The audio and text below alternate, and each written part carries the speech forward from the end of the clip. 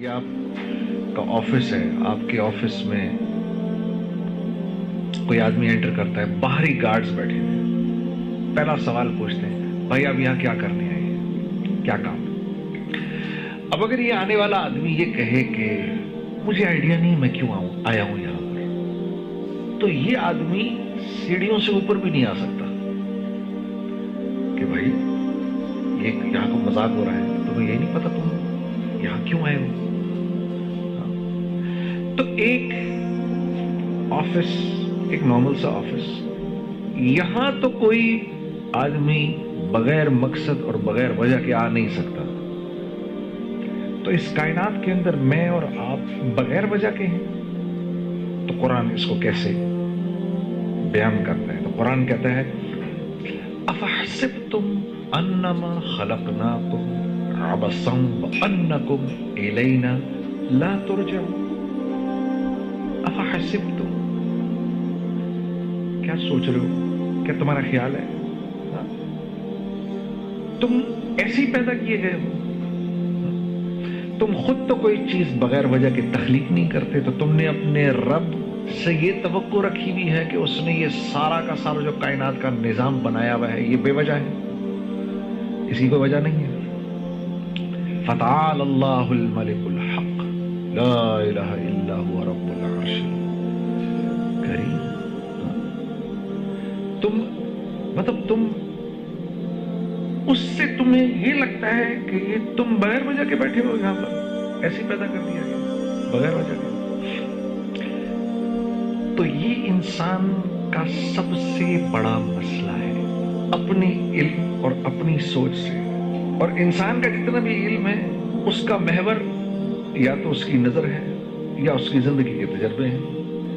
وہ یہ اوپر تک دیکھ سکتا ہے، اس کے آگے اس کو کچھ نہیں پتا گیا ہے، یہ اس کی زندگی کے تجربے ہیں تو اس نے سوچ رکھے۔ جہاں انسان کی سوچ اپنے اختتام کو پہنچتی ہے اس جگہ سے وحی کا علم شروع ہوتا ہے، جہاں اس کی لاجک اللاجیکل ہو جاتی ہے وہاں سے وحی کا علم شروع ہو جاتا ہے۔ اب اگر رسول اللہ صلی اللہ علیہ وسلم ہمیں نہ بتاتے تو ہمیں زندگی پر نہ پتا چلتا کہ ادھر دو کرامن کاتبین بیٹھے ہوئے ہیں، دنیا کی کوئی لاجک یہ پروو ہی نہیں کر سکتی لیکن بیٹھے ہوئے ہیں۔ اسی لیے قرآن نے جب کہا نا ذالک الکتاب لا ریب فیہ، تو پہلی جو قرآن نے بات ماننے والوں کی صفت بتائی وہ یہ بتائی کہ یہ ہدایت دیتی ہے کن لوگوں کو؟ متقیوں کو، مدلل متقین، جو اللہ سے ڈرتے ہیں، صرف اس کو اس کتاب سے نفع ہوگا اور کسی کو نہیں ہوگا۔ جو اللہ سے ڈر رہا ہے اللہ اس کتاب کے ذریعے اس کو صراط مستقیم پر چلائے گا، ہر ایک نہیں چل سکے گا۔ اور ڈرنے والوں کی پہلی صفت کیا ہے؟ الذین یؤمنون بالغیب، یہ غیب کی باتوں پر ایمان لاتے ہیں، جن باتوں کو انہوں نے دیکھا نہیں ہوتا، غیب کی باتیں پر ایمان لاتے ہیں۔ یہ غیب کی باتیں ہمیں کس نے بتائیں؟ رسول اللہ صلی اللہ علیہ وسلم۔ انہوں نے بتایا ادھر کرامن کاتبین بیٹھے ہوئے ہیں، مجھے تو نظر ہی نہیں آ رہا، انہوں نے مجھے بتایا ہے کہ وفی السماء، مجھے ان کے ذریعے پتا چلا قرآن کہہ رہا ہے وفی السماء رزقکم وما توعدون، میرے بندو تم سے جس رزق کا وعدہ کیا گیا ہے وہ رزق دنیا میں نہیں ہے، دنیا سے اس کا کوئی تعلق نہیں، وہ آسمانوں سے آ رہا ہے۔ وفی السماء رزقکم وما توعدون، تم سے جس رزق کا اللہ فرما رہے میں نے وعدہ کیا ہے اس کا تعلق زمین، پتھر، سونا، چاندی، زراعت، کاشتکاری، سورج، چاند، ستاروں، پہاڑوں سے نہیں ہے، بلکہ یہ ہم آسمانوں سے اتارتے ہیں تمہارے لیے۔ لیکن مجھے تو سب کچھ یہاں سے ہوتا ہوا نظر آ رہا ہے، مجھے تو یہ نظر آ رہا ہے کہ میری پیسے ہیں تو میرے کام بنیں گے، پیسے نہیں ہیں تو میرے کام نہیں بنیں گے۔ مجھے تو یہ نظر آ رہا ہے کہ میری یہ نوکری گئی تو میں تو تباہ و برباد ہو جاؤں گا، یہ نوکری میں چلتا رہوں گا تو ٹھیک چلتا رہوں گا، میری زندگی بنی رہے گی۔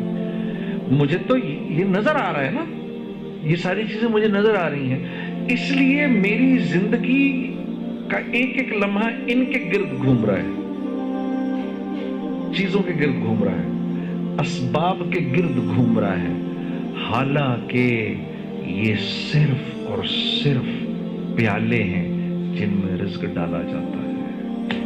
تو دراصل میں پیالے کی خدمت میں لگا ہوا ہوں، جو اس میں رزق ڈال رہا ہے اس سے میرا کوئی تعلق نہیں۔ تو جو یہ زندگی گزارے گا، تھوڑے دنوں کے بعد پھر اللہ کی طرف سے اس پر حالات آنا شروع ہوں گے۔ یہ جتنی قومیں تباہ ہوئی تھیں، یہ اپنی چیزوں میں گم ہو کے تو تباہ ہوئی تھیں۔ جیسے اقبال نے نہیں کہا، کافر کی یہ پہچان کہ آکاش میں گم ہے، مومن کی یہ پہچان کہ گم اس میں ہے آکاش۔ آکاش میں گم ہے، دنیا میں گم ہے، یہیں سے ہوگا سب کچھ، اسی پیسے سے ہوگا۔ اب کیونکہ پیسے سے ہوگا تو پھر میں نے اس بات کی پرواہ نہیں کرنی کہ یہ پیسہ کیسے آئے گا میرے پاس، کیونکہ ہوگا تو پیسے سے۔ ہاں، یہ کیسے آ رہا ہے اس کی فکر تو میں تب کروں گا جب مجھے اس بات کا احساس ہوگا کہ بھائی اس پیسے سے میری زندگی نہیں بنے گی۔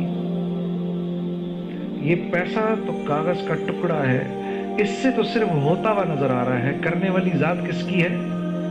اللہ کی۔ اس کو کہتے ہیں لا الہ الا اللہ۔ ریت کا ذرہ رکھتا ہے، ان کی اتنی حیثیت بھی نہیں ہے، کرنے والی ذات اللہ کی ہے۔ تو پھر میں کیوں اللہ کے حکم کو توڑوں؟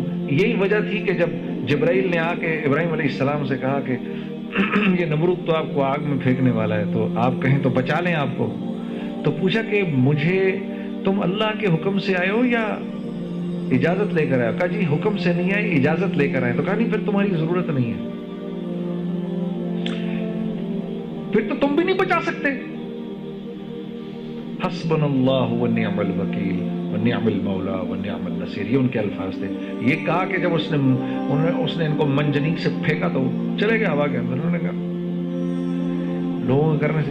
تو جو ایسا اپنے اندر ایمان رکھتا ہے، جس کی یہ سوچ ہوتی ہے کہ کریں گے تو اللہ کریں گے، پھر اللہ اس کی مدد ایسے کرتے ہیں جیسے ابراہیم علیہ السلام کی کہ براہ راست حکم دیا آگ کو، یا نار، اے آگ کونی بردم والسلام علی ابراہیم۔